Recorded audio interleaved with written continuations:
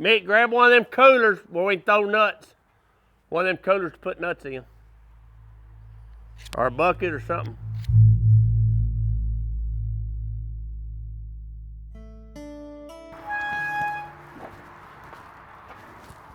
What we're doing is called spot weighing. These calves are getting revac today, and they've been here 30 days. So I'm gonna revac them and castrate them, and they're really on feed good. But I want to see how much weight they've gained, how we're doing.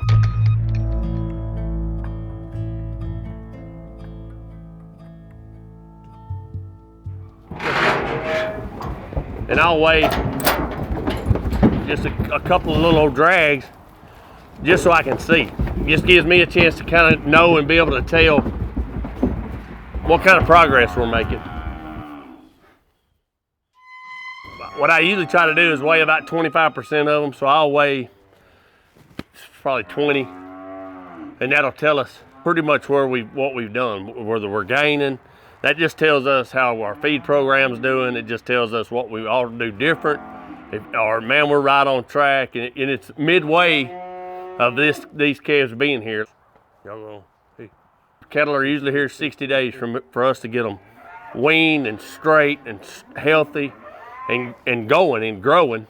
And so that first 60 days, you battle health issues, you battle stress, it's the hardest time. And we're halfway there, so I want to see what kind of progress we're making. So I got 6 head in there. You see that scale? Them weigh 3305. Those guys weigh 550, averaging 550. So we can literally weigh them, put in records at day 30.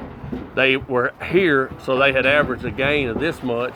And then when we ship them out at day 60, we'll weigh every one of them, and so we'll know, how good a gain we got the first 30 days versus how good a gain we got the second 30 days, and make feed modifications, but all of us, listen, we need to all be testing ourselves and examining, seeing where we're at, whether it's not just in spiritual realm, but in life as men.